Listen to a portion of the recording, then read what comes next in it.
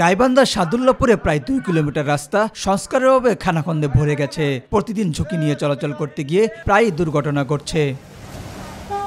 দীর্ঘদিন যাবৎ রাস্তাটি সংস্কার না করায় বর্ষা মৌসুমে বৃষ্টির পানি জমে জলবদ্ধতা সৃষ্টি হওয়ায় রাস্তাটিতে পায়ে হেঁটে চলাচলের অনুপযোগী হয়ে পড়ে। এতে ভোগান্তি পোহাতে হচ্ছে এলাকাবাসীর। রাস্তাটা নিয়ে আমরা অনেক বিপাকে আছি, কারণ রাস্তাটা অল্প বৃষ্টিতে পানি জমে যায়। এই 500 মিটার রাস্তা এত দুর্ভোগ আমাদের। এখানে কোনো নেতারা ভূরক্ষেপ করে না। তাড়াতাড়ি ভ্যান কিংবা রিক্সা উঠবো, অটোতে আসবো, এরকম কোনো পরিস্থিতি থাকে না। আমরা চাই এখানে যেন দ্রুত রাস্তা ভালো হয়। আমরা সাদুল্লাপুর এলাকাবাসী, আমাদের সমস্যা একটাই, থানার সামনে একটা রাস্তা।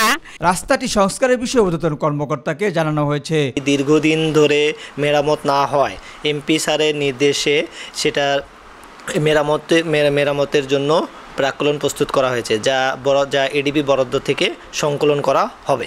দ্রুত সময়ের মধ্যে রাস্তাটি সংস্কার ও ড্রেনেজ ব্যবস্থার কাজ শুরু করবে কর্তৃপক্ষ, এমনটাই প্রত্যাশা এলাকাবাসীর। এস এম হামিম, মাই টিভি।